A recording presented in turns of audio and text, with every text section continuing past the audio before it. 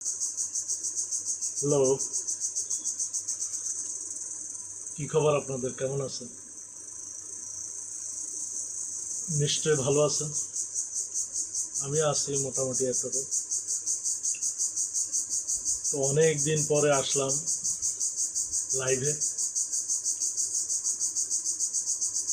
আজকের একটু ছোট্ট একটা আলোচনা করব দেশের বর্তমান প্রেক্ষাপট নিয়ে। রাজনীতি বিষয়ক আলোচনা আমি তেমন একটা করি না, তবে কখনো কখনো মনের মধ্যে একটা তাড়না ফিল করি। তো তাড়না নিবারণের জন্য আসলে বলা আর কি।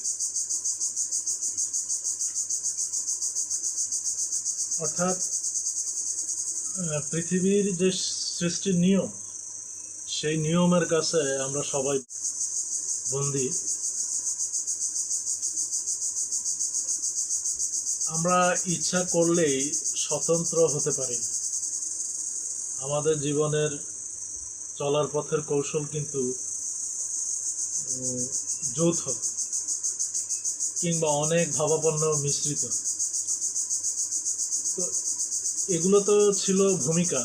তো মূল কথায় যাই। মূল কথাটা হচ্ছে এটা, 24 সালের ওই যে 5 আগস্টে যে ঘটনাটা আমাদের দেশে ঘটে গেছিল, একটা দুর্ভাগ্যজনক ঘটনা বাংলাদেশের উন্নয়নের পথে। তো সেটা আমরা সবাই মোটামুটি এখন ভালো করে ওয়াকিবহাল। এটার মূল উদ্দেশ্য কী ছিল, বা কতটুকু ঠিক ছিল, কতটুকু ব্যাঠিক ছিল, এবং এই ঠিক ব্যাঠিক নির্ণয় করার ব্যাপারটা আসলে ব্যক্তিক। আমরা এক একজন এক একভাবে চিন্তা করি, এক এক মন মানসিকতা নিয়ে একটা বিষয়কে ভাবি। তো সেই ভাবনার গোড়াপত্তনে এসে আসলে কোনো কিছুই মীমাংসিত হয় না, সবই অমীমাংসিত রয়ে যায়। তো আমার মূল আলোচনার বিষয় হচ্ছে, মানে ওই একটা প্রবাদ বাক্য আছে এবং খুব প্রচলিত, বলা হয় যে যেই লাউ সেই কদু। তো ব্যাপারটা আসলে এরকম হয়ে গেছে। 5 আগস্টের পরে সংস্কার নামে যে একটা তোলপাড় দেশে প্রচলিত হয়েছিল যে সংস্কার হবে, সংস্কার হবে, এবার সংস্কার হবে। আসলে সংস্কার শব্দটা আপেক্ষিক। এটা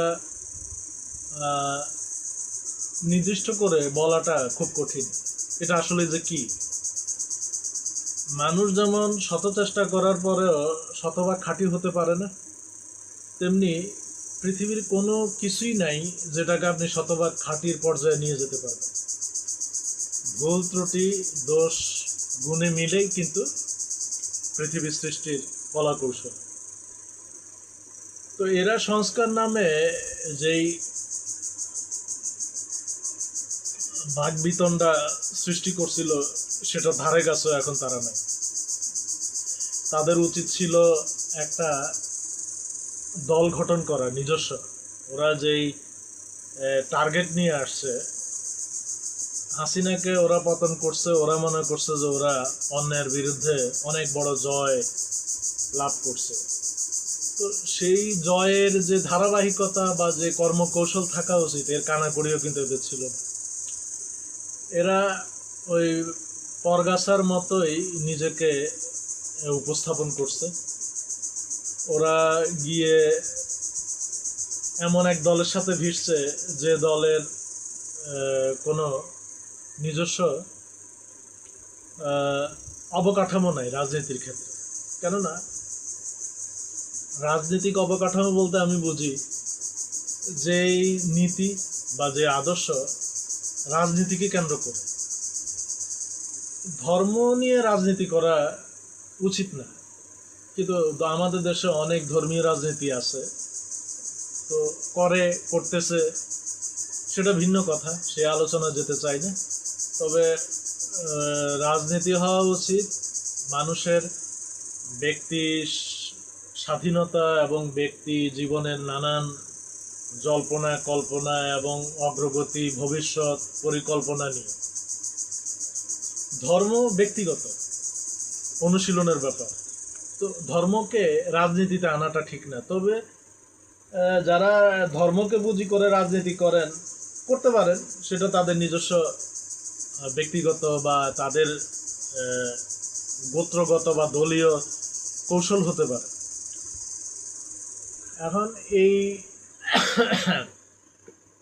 এনসিপি না কি বলে যে এদের নামকরণ করলো, ভালো কথা, কিন্তু নামকরণে তো স্বতন্ত্র দল বোঝা যায়, কিন্তু ওরা স্বতন্ত্র না হয়ে যখন দলীয় আরেক দলের সাথে জোট বাঁধলো, সেখানেই তাদের অস্তিত্ব বিলীন, মানে তাদের টার্গেট বিলীন হয়ে যায়, আর কোনো সার্থকতা কিন্তু ওখানে আর থাকে না।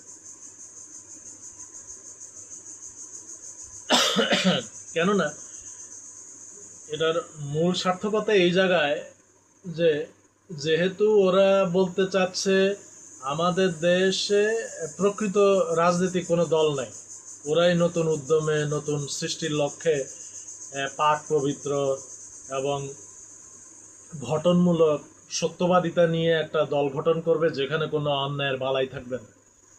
তো সেই নীতিতে তো ওদের কার্যক্রম সম্পূর্ণ বিপরীত স্রোতে গা ভাসিয়ে দিছে। তো তার সার্থকতা থাকলো কোথায়? সার্থকতার প্রশ্ন তো অনেক দূরে। এখন তো ওদের অস্তিত্বই রইল না। ওদের অস্তিত্ব ওরা নিজেরাই বিলীন করছে অন্য দলের সাথে জোট গঠন করে। হ্যাঁ, ওরা এই বুঝে বা এই চিন্তায় অন্য দলের সাথে ভিড়ছে যে ওরা মনে করছে ওদের দলটা অন্য দলের সাথে সম্পৃক্ত হলে জোরালো হবে, শক্তিশালী হবে। কিন্তু আসলে এই চিন্তাটাই ছিল ভুল। ওদের উচিত ছিল ওদের যেই নিজস্ব স্বতন্ত্র এবং বৈচিত্র্যমূলক চিন্তাভাবনার আলোকে যে রাজনৈতিক মতাদর্শ বা আদর্শ নিয়ে মানে ব্যতিক্রম কিছু ঘটাবে, ব্যতিক্রম কিছু দেখাবে, সেই প্রেক্ষাপটের ধারাবাহিকতা মেনটেন করে রাখা উচিত ছিল। এরপরে যদি ওরা ফেলিওর হইতো, ওরা ওরা সার্থক না হতো, ওদের দলটা ঝিমিয়ে পড়তো কিংবা ওদের কোনো কার্যক্রম সফল না হতো, তাও কিন্তু একটা সার্থকতা থাকতো। এখন তো সার্থকতার প্রশ্নই আসে না, যেহেতু অন্য দলের সাথে ভিড়ে গেছে এবং সেই দলের যে দলের সাথে ভিড়ছে যে সেই দল কিন্তু অনেকটা সম্মানজনক জায়গায় নেই, একটা অসম্মানজনক জায়গায় আছে বাংলাদেশের আপামর পুরো সকল জাতি গোষ্ঠীর আলোকে যদি বলা হয়। তো তাহলে ওই আসলে মাঝখান দিয়ে আমাদের দেশটা তছনছ হলো, এটাই আমাদের মানে সবচেয়ে অবনতি বলি আর ক্ষতির একটা কারণ হয়ে দাঁড়ায় আর কি।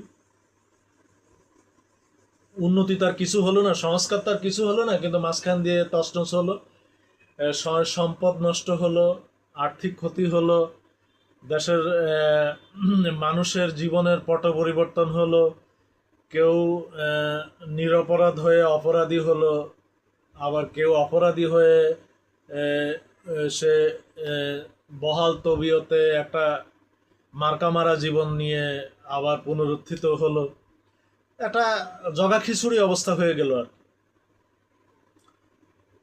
তো সে যাই হোক, আমার আলোচনায় আমি এটা বোঝাতে চাচ্ছি যে আমরা অনেকটা পিছিয়ে গেলাম, আগানোর বদলে বরঞ্চ পিছিয়ে গেলাম, অনেক ক্ষয়ক্ষতি হয়ে গেল। তবে হ্যাঁ, এখানে আসার কথা আছে। আসার কথা হচ্ছে এটা যে আমরা আসলে একটা কথা আছে, বলা হয়ে থাকে কিছু যদি পেতে চাও তো কিছু হারাও, না হারালে পাবে না। মানে পেতে গেলেও কিন্তু কিছু হারাতে হয়, অর্থাৎ কিছু বিসর্জন দিতে হয় সামনে এগিয়ে যাওয়ার জন্য। তো আমাদের এটা একটা শিক্ষা হয়ে দাঁড়ালো আর কি, যে বাঙালি জাতি গর্ভের জাতি। তো সেই গর্ব থেকে আমরা কিছুটা সরে এসে আমরা একটা ভুলে পা রেখে আমরা একটা শিক্ষার জোগাড় হলো। আমরা কতটুকু শিক্ষিত হতে পারছি জানি না, তবে ন্যূনতম শিক্ষা হওয়া উচিত আমাদের জাতিগতভাবে। সেটা হচ্ছে মানুষ ভুল থেকে কিন্তু শিক্ষা নেয়।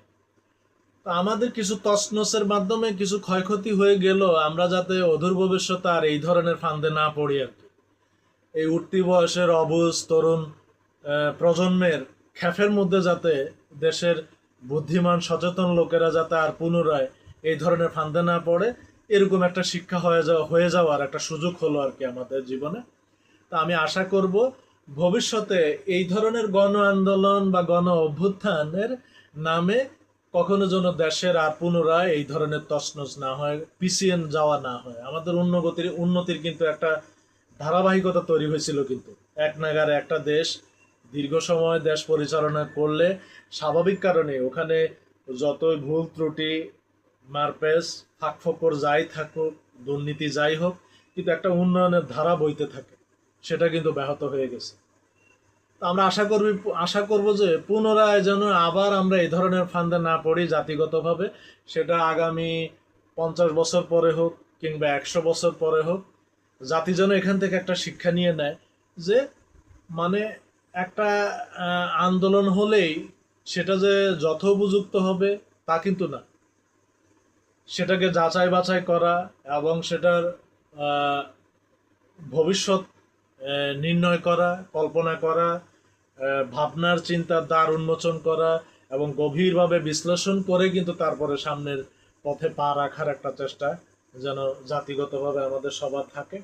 আমরা যাতে পুনরায় আর এই ধরনের ভুলে না পড়ি, এই আশাবাদ ব্যক্ত রেখে আমি বাংলাদেশের সার্বিক উন্নতি কামনা করে যাতে একটা ধারাবাহিক উন্নয়ন বয়ে যায় আমাদের দেশে ক্রমাগত, সেটা অল্পই হোক, নিম্নই হোক, তুচ্ছই হোক, হ্যাঁ, সংকীর্ণভাবেই হোক, যেভাবে হোক, দুর্নীতি থাকবেই। পৃথিবীতে দুর্নীতি কখনোই নির্মূল করা যাবে না শতবার। ভালো মন্দর মিশ্রণেই পৃথিবী চলবে, কিন্তু যাতে দুর্নীতিটাকে কমিয়ে রেখে আমরা কিভাবে আরো সভ্য জাতিতে পরিণত হতে পারি, আমরা আরো কিভাবে আরো বেগবান হতে পারি, আরো কিভাবে নৈতিকতার উন্নয়ন ঘটাতে পারি, সেই আলোকে যেন আমরা ব্যক্তিগত জীবনে যেমন এবং রাষ্ট্রীয় জীবনে তেমনি করে উত্তরোত্তর সামনে এগিয়ে যেতে পারি, এই আশাবাদ ব্যক্ত রেখে এখানে শেষ করছি। আপনারা সবাই যে যেখানে আছেন ভালো থাকবেন, ভালো রাখবেন। জয় বাংলা।